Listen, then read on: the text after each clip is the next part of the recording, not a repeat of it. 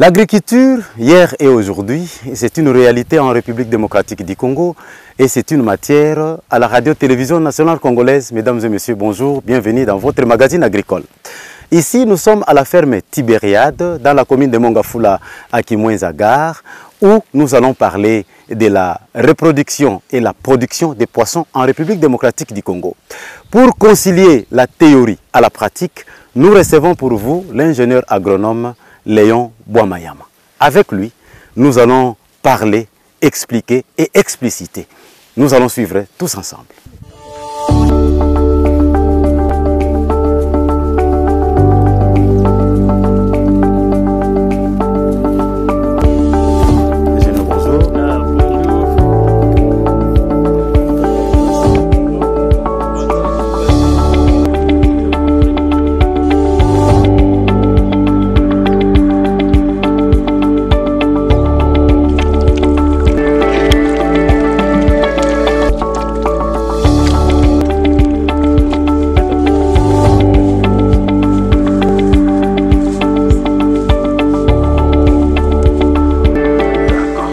Mesdames et messieurs, tel que je vous l'avais dit au début de cette émission, nous recevons pour vous l'ingénieur Léon Bouamayama. L'ingénieur, bonjour. Bonjour, monsieur les journalistes. Les Congolais veulent savoir la production et la reproduction des poissons en République démocratique du Congo, particulièrement à la ferme Tibériade. Vous avez une idée? Oui. La ferme Tibériade est une ferme à vocation agro-pastorale, mais spécialisée à la production des poissons, l'élevage des poissons, qui est appelé la pisciculture, qui est un domaine que nous avons appris scientifiquement, donc de nos études humanitaires et universitaires. Et ici, nous voulons matérialiser la théorie en pratique. Cette ferme a été conçue pour renforcer les capacités des pisciculteurs, c'est-à-dire pour donner la formation sur les bonnes pratiques de la pisciculture. Ici, nous élevons les deux espèces les mieux adaptées en pisciculture, qui sont les tilapia, qui est la souche gift améliorée par World Fish Center, importé de la Zambie via Lubumbashi. Et nous avons aussi l'autre souche qui est nouvellement introduite ici, qui est le tilapia citralada, qui a été amélioré en Israël. En ça, la ferme Tibériade a été vraiment définie de son nom, parce qu'il a un produit qui vient d'Israël. Okay. À part les tilapia, nous avons le poisson-chat, oui, qu'on appelle à Lingala mpiki. Parce qu'il y a plusieurs sortes de poissons qu'on peut appeler ngolo. Il y a des petits, il y a des gros, il y a des plus gros encore. Mais ici, nous avons les mpiki qui peuvent aller jusqu'à 3, 5, 10 kilos la pièce. Ok. L'idée est venue d'où, la reproduction des poissons? Vous vous levez un jour le matin comme ça, vous dites non, écoutez, je vais reproduire les poissons. Pour quelle finalité? L'idée est venue d'où finalement? Oui, l'idée est venue parce que dans notre parcours universitaire, on a été intéressé à la pisciculture et surtout de l'espèce poisson-chat. Alors les poissons-chats, les mpiki, qui après l'avoir capturé en état sauvage où il peut se reproduire naturellement et on l'amène en domestication, donc en élevage, il ne se reproduit presque pas.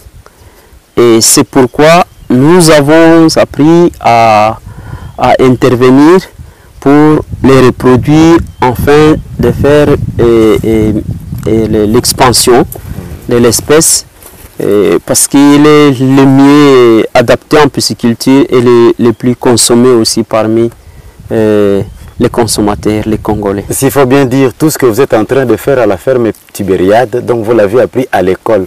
Il n'y a pas quelque part où vous êtes passé comme stagiaire pour apprendre encore? Oui, après le parcours universitaire, nous sommes passés à faire des formations de performance. 2 fois au centre World Fish d'Abassa en Égypte pour la production intensive de tilapia et aussi pour la provanderie, c'est-à-dire la fabrication d'aliments pour poissons. Et aussi au centre du Bénin. Ouais. Et ça, c'était en 2020. Nous sommes allés apprendre aussi à approfondir les connaissances pour la production de poissons. Mais pourquoi le faire ailleurs? Ici au Congo, localement, il n'y a pas de centre de formation comme ça? Oui, au Congo, après le parcours universitaire, c'est l'expérimentation personnelle sur terrain. Ouais. Mais il n'y a pas de centres qui sont spécialisés sur le renforcement des capacités des pisciculteurs, sauf s'il y a des formations qui sont organisées par les experts, oui. Qui sont données d'une durée d'une journée ou 2 à 3 jours dans telle ou telle ville, mais il n'y a pas un centre qui est spécialisé pour donner des formations sur l'aquaculture. Mais dans d'autres pays, il y a même des facultés sur l'aquaculture et que actuellement nous venons de bénéficier l'introduction de cette formation post-universitaire à l'université de Lubumbashi par les profs Shosha, paix à son âme, qui vient de mourir il y a 3 semaines. C'est lui qui m'a formé. Et même là où nous sommes en train de passer l'émission, il est venu en visite au mois d'août ici. Et même je me permets de passer l'information que derrière vous, le grand étang de barrage ici qui sera mis en production l'année prochaine sera nommé étang Prof Shosha. C'est mon formateur, c'est un cadeau que je peux lui offrir pour toute ma vie. Et puis les autres pays, comme je cite le Bénin par exemple, il y a le centre Songhai. En Égypte, il y a le centre de World Fish d'Abassa. Ouais. Au Nigeria, à Ibadan, avec World Fish toujours, mais sur le poisson-chat, parrainé par l'ITA. Mais ici au pays, nous n'avons pas encore eu cela. Mais c'est pourquoi... Mais qu'est-ce qui manque finalement, ingénieur? Oui, c'est pourquoi j'ai eu cette initiative. Oui. J'ai eu cette initiative de travailler en indépendant, étant qu'expert en pisciculture, pour renforcer les capacités des pisciculteurs qui sont mes clients, qui sont passionnés, qui veulent produire du poisson localement, qui veulent voir la pisciculture au pays se relever comme à l'époque où il y avait dans la province par exemple de Bandundu, il y avait le corps de la paix dans le territoire de Massimanimba, Bulungu, et Idiofa, en fait dans le Kwilu en général. Et nous avons aussi bénéficié d'une assistance aussi vers le Katanga avec le projet ProDepac qui a aussi encadré les pisciculteurs, mais le projet ça expire toujours et après le projet vous savez les gens reviennent toujours aux mêmes conditions d'avant. Mais nous ici nous avons pensé qu'on puisse faire un centre permanent de partage d'expérience sur les bonnes pratiques de la pisciculture. Ok. Parlons un peu des souches de poissons, par exemple les tilapia, que vous sollicitez en Zambie et ailleurs. Ici au Congo démocratique, nous n'avons pas de bonnes souches de poissons, par exemple les tilapia, les poissons-chats africains. Pourquoi recourir à l'étranger? Donc le Congo est pauvre jusqu'à ces jours. Qu'est-ce qui se passe? Non, je vais refuser. Le Congo est riche partout. Oui. Pour preuve, on trouve des souches de tilapia partout. Vous allez au Congo central, je suis allé trouver une fois une très bonne souche à la rivière Kwilungongo, vous allez au Katanga, dans nos rivières, il y a des poissons. Vous allez au Kasaï, au Kivu, de partout, à la rivière Kasaï, il y a toujours des tilapias. Et alors, pourquoi à l'étranger? Ce que vous devriez savoir, les tilapias, comme d'autres espèces, ont un problème de consanguinité aussi. Quand ils se reproduisent entre eux, et à une durée de 5 ans, en tout cas, la production où les caractères génétiques doivent se dégénérer. Et c'est pourquoi, dans ces pays que nous citons, il y a des centres d'amélioration génétique qui permettent à ce qu'on puisse aussi améliorer la production de poissons. C'est pourquoi, si j'amène la souche, par exemple, gift, je peux le croiser avec la souche maréchal. Mais dans 5 ans, ça va te donner encore cette consanguinité. Tu vas encore recourir à l'étranger? Non, non. Je viens de dire, si je le croise, par exemple, avec une de notre souches, par exemple, le maréchal qu'on rencontre au fleuve, ou bien que je parte chercher une souche à Kwilungongo, ou bien au Kasaï, je vais éviter cette consanguinité. La consanguinité, ça provoque une perte de pouvoir génétique qui fait que la production puisse baisser parce qu'on aura des sujets beaucoup plus nets que robustes qui peuvent être destinés au marché. Ok.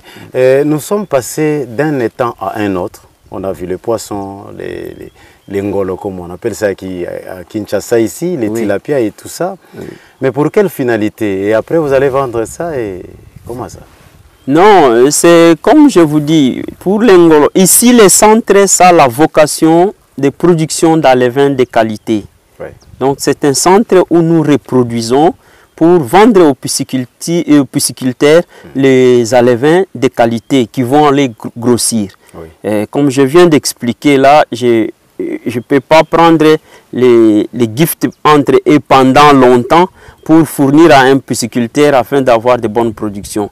Je les croise, je prends les femelles d'une autre souche, les mâles d'une autre souche, je les croise pour que ces hybrides-là puissent donner une bonne croissance et un bon résultat.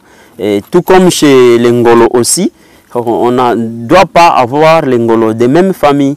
On a étudié pour ça, on fait tous ces suivis, ces recherches pour qu'on puisse avoir des produits qui sont valables chez les pisciculteurs pour qu'ils puissent être à mesure à inonder nos marchés avec les produits de chez nous. Ingénieur Léon Bomayama, raconte-nous un peu l'histoire de la reproduction. Comment vous faites? C'est-à-dire il y a des chimies qui interviennent pour avoir des petits poissons dans les alevins.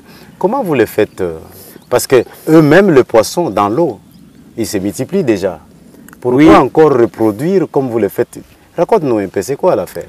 Effectivement, on a des souches, on parle des souches une fois pour toutes. Pour les tilapias, ici, nous les reproduisons entre eux d'abord en étang. Ils se reproduisent entre eux. Nous vidons chaque 2 mois pour récupérer les alevins et vendre aux pisciculteurs. Mais pour ce qui concerne les poissons-chats, nous commençons par d'abord connaître son âge, qui doit être de 10 à 12 mois ou plus, avec des géniteurs de plus d'1 kilo, mâles tout comme femelles, et puis des souches différentes. Qu'est-ce que nous allons faire après avoir connu son âge? Nous allons sélectionner les bons géniteurs. Le mâle et les femelles doivent avoir presque le même poids. Le mâle sont mis à côté sont sélectionnés ou différenciés des femelles à partir de leur appareil urogénital qui est développé vers l'extérieur en forme de V pointu. Et les femelles, elles ont leur appareil génital en forme circulaire, sous forme de I, demi-circulaire, en forme de I, mais retourné vers l'intérieur. Et puis, pour ce qui concerne les mâles, ils doivent avoir le même poids que les femelles. Alors, pour la femelle... Ce sont des techniques. Pour la femelle, elle doit avoir un ventre gonflé, développé, mais flasque. parce que c'est un poisson qui a tendance prédateur et qui peut avaler un autre poisson. Quand tu le vois, le ventre gonflé, tu diras peut-être que c'est une femelle qui a les œufs, mais peut-être que c'est un poisson qui l'a avalé. Voilà. Alors, pour ce qui concerne les femelles destinées à la reproduction, nous testons l'opération, ça s'appelle killing. Nous pressons au ventre, on voit d'abord une femelle qui a un ventre gonflé, oui. Mais qui est molle, hein, flasque. Oh. Après avoir testé à partir de l'appareil urogénital, on presse, on a quelques ovocytes et c'est comme ça que ces ovocytes-là, les œufs, doivent être d'une coloration verdâtre ou brunâtre. Si c'est jaunâtre, c'est-à-dire c'est encore jeune, oui. Ou encore aouté. Oui. Nous sélectionnons donc dépassé. D'accord. Alors, parce que selon la théorie, les œufs de bonne qualité doivent être brunâtres ou verdâtres. Et après, vous prenez ces œufs-là, et après, dans les temps. Nous prenons les femelles-là, oui. Nous allons sacrifier un poisson, que ce soit une femelle ou un mâle, de même poids oui. Que la femelle sélectionnée pour la reproduction. Oui. Nous allons les disséquer pour prendre l'hypophyse, voilà. Qui est à la face ventrale du poisson à partir de sa tête, oui. À l'intérieur du crâne. On récupère l'hypophyse que nous allons broyer et solutionner avec les sérums physiologiques, oui. D'un CC ou des CC que nous allons injecter à la femelle que nous avons sélectionnée, qui a les œufs oui. Matures, oui. Presque matures. Pourquoi? Parce que si c'était mature, elle-même allait éjecter et faire des larves. Voilà. Mais aux étangs, elle donne des œufs, mais qui ne déclenchent presque pas la maturité complète ou l'extraction pour être fécondée. Alors, nous allons l'injecter, cette hormone, tout comme une hormone aussi synthétique qu'on appelle Ovaprime. Mais l'Ovaprime, la quantité est de 0,5 cc par femelle d'1 kg. Mais l'hypophyse, on observe seulement le sujet doit avoir le même poids que la femelle a injecté. Et quand on broie, on aspire, cela solutionné du sérum physiologique de 9% de salinité que l'on va injecter à cette femelle. À une température, parce que parmi les paramètres physico-chimiques de reproduction ou d'élevage du poisson, la température est influente. La température du corps du poisson? La température de l'eau voilà. Est influente. Comment ça? Quand il y a moins de température, la durée de rémanence est longue. Quand il y a une bonne température, c'est-à-dire à partir de 25 à 30 degrés. La durée de rémanence, c'est avant l'éclosion de... Oui, non, avant l'extraction des œufs. Voilà. Oui. Alors, là, nous allons injecter et on tient compte de la température. À 25 degrés ou 26 ou 27 degrés, nous sommes entre 10 à 12 heures ou même 16 heures du temps à attendre jusqu'à ce que les œufs seront à maturité complète, oui. Et à une facilité de les extraire. Alors, quand nous allons extraire les œufs, on sacrifie au même moment un mâle qui a le même poids que cette femelle-là. Wow. Et alors, nous allons prendre les gonades, oui, donc les testicules. Les testicules. Wow. Est-ce que les poissons qui doivent être des testicules? Oui. Ah bon? Qui doivent être d'une coloration blanchâtre dans ces os pour oui. Que ça puisse prouver la maturité des spermatozoïdes. Les se trouvent où, ingénieur? Chez les mâles, c'est toujours à la place où vous trouvez les œufs, donc au ventre. Mais c'est pas différent aux intestins. Vous allez croire que c'est très différent. C'est très différent aux intestins. Et ils sont blanchâtres, ouais. Ceux qui sont à maturité. Alors, nous allons découper les testicules pour extraire la laitance spermatique que nous allons asperger par-dessus les œufs. Avant d'arriver à extraire les testicules, nous, on récolte les œufs. 12 heures ou 16 heures après, là, ça dépend de la température. On va presser le ventre de la femelle pour récupérer les œufs à sec. On récupère les œufs à sec pour que nous puissions sacrifier encore le mâle et prendre de la laitance spermatique, couper dans les gonades, couper sur les œufs, mélanger d'abord pour que les spermatozoïdes soient proches des œufs. Quand nous allons jeter de l'eau, mettre de l'eau, ça facilite la mobilité des spermatozoïdes pour féconder les œufs. Et cela, c'est entre 30 secondes à 1 minute. Voilà. Comme les œufs des poissons-chats, on développe, après la fécondation, ça développe une capacité adhésive, il faut rapidement les amener à l'incubation. Donc, directement, dès qu'on fait la fécondation, on rince cette eau qui a le surplus de spermatozoïdes pour éviter que ça puisse mourir sur les œufs et développer la fermentation rapidement. On va rincer une fois et rapidement nous amenons dans les clés qui sont sous forme de tamis, à treillis, où nous allons asperger les œufs là par-dessus pour que après l'incubation, lors de l'éclosion, les larves éclos vont descendre dans le bas du bac. Voilà. Et puis les écorces, donc les coquilles des œufs et les œufs non éclos vont rester par-dessus dans les clés. Et puis nous allons faire ce qu'on appelle le siphonnage. Donc on enlève les clés là pour que nous puissions les débarrasser des larves. Sinon, si nous laissons, la fermentation continue. Alors, si nous enlevons les œufs là, on sauve les coquilles et les œufs non éclos, on sauve les larves. Et directement, il faut renouveler l'eau pour éviter que les restes de ces œufs là ne puissent fermenter ou pour tuer les larves. Vous avez des termes techniques que les Congolais peut-être ne disent pas. C'est une réserve de protéines. Voilà. La réserve de protéines que les larves naissent avec. Et tout ça, vous le faites entre vos mains dans de petites assiettes, ou comment? Vous le faites où finalement? Nous le faisons dans le bac. Oui. Dans le bac en béton où nous avons mis l'eau que nous appelons l'écloserie. Voilà. Dans l'écloserie, tout ça, ça se fait là-bas.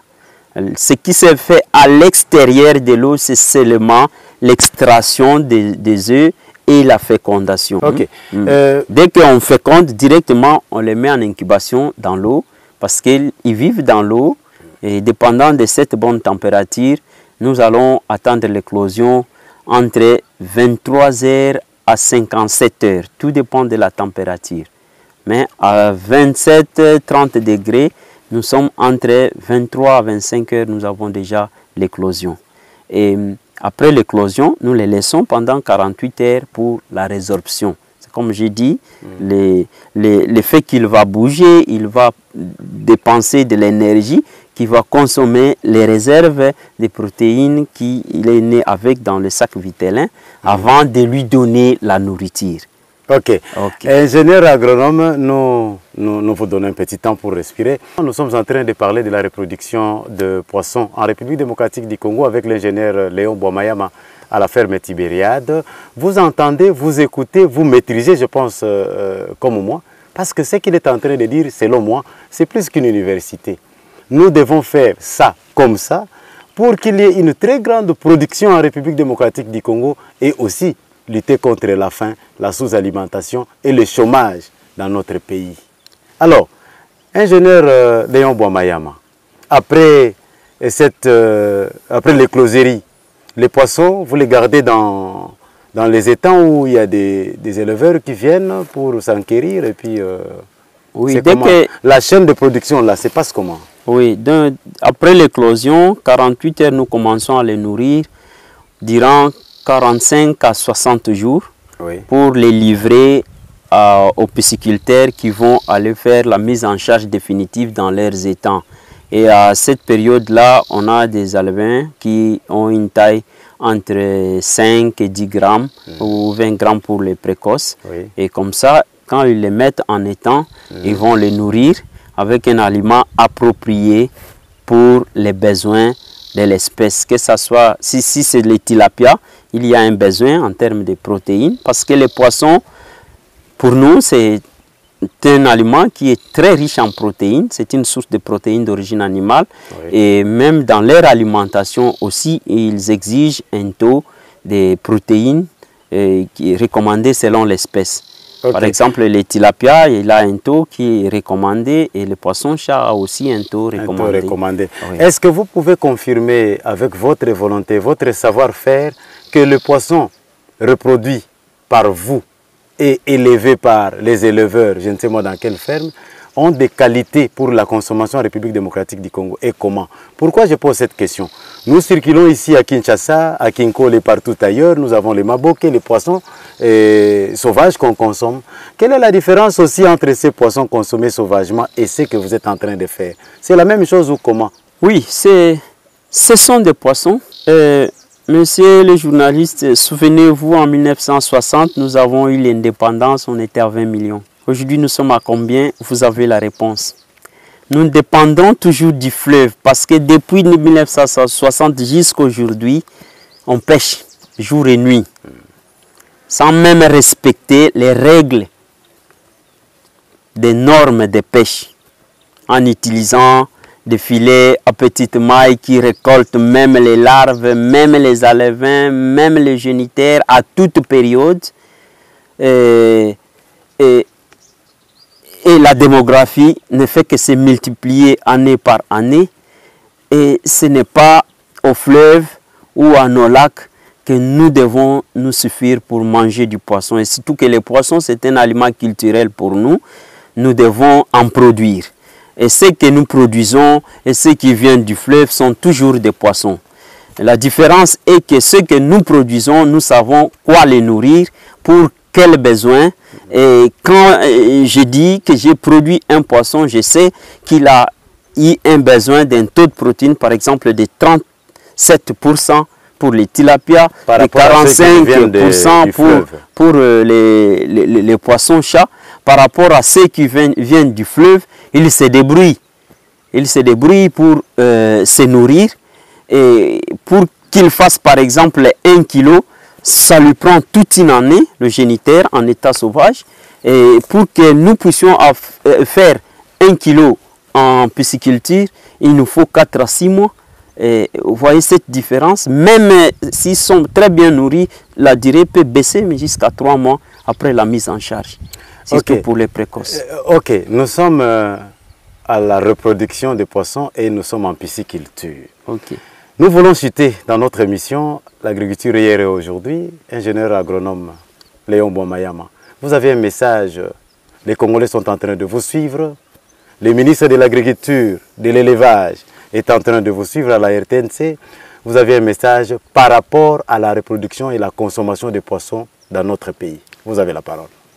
Merci bien pour la parole. La consommation, je peux parler maintenant même à l'échelle mondiale. Les poissons qui sont consommés sont beaucoup plus ailleurs, beaucoup plus qui viennent de la pisciculture. Nous pouvons citer par exemple l'Égypte qui est premier producteur de tilapia en Afrique, suivi du Nigeria qui est premier producteur de poissons-chats.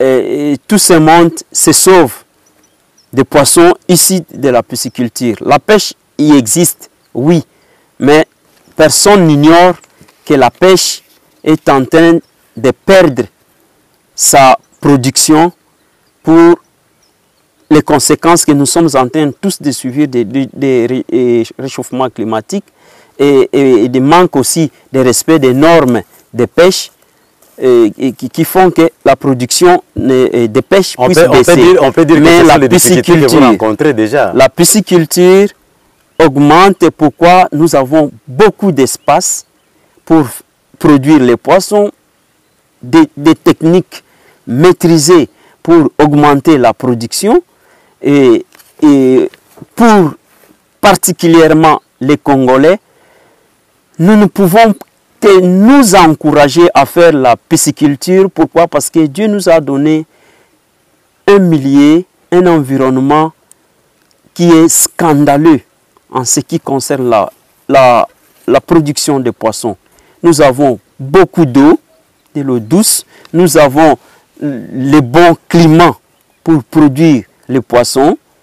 Nous avons nos poissons là, dans toutes les rivières, que nous pouvons capturer et améliorer, augmenter la production et s'autosuffire sur l'alimentation et en même temps créer de l'emploi pour tous ceux qui sont passionnés et en même temps lutter contre le chômage ou la pauvreté ou contribuer même à l'économie du pays grâce à la production de poissons. En quelques secondes, vous avez des difficultés que vous rencontrez en quelques secondes? Oui, les difficultés sont là. Les difficultés sont surtout du point de vue financier pour assurer le bon fonctionnement de la ferme parce qu'il faut nourrir les poissons, il faut payer les travailleurs, il faut augmenter la production, même la reproduction, ça demande aussi des moyens financiers pour équiper le matériel à reproduire. Donc tout cela, par exemple, l'électricité est d'une grande importance pour la reproduction, pour maintenir la température, par exemple, qui est le paramètre vraiment le plus influent. Et tout ça, ce sont des difficultés que nous rencontrons. Nous étions à la ferme Tibériade à Kimouenzagar, dans la commune de Mongafola, où nous avions parlé de la reproduction et la production de poissons en République démocratique du Congo. Nous avions reçu pour vous l'ingénieur agronome Léon Bouamayama de son état pisciculteur. Il nous a montré et démontré les capacités de la reproduction des poissons. Si vous avez aimé cette émission, à la coordination de M. Sylvain Kalonji-Fulbos, au montage d'Emile Bipendou, nous avions connu l'assistance de Christelle Lusakumunu et filmé et réalisé par Chico Bipendou, votre serviteur. Mesdames et messieurs, merci de nous avoir suivis et bonne suite des programmes.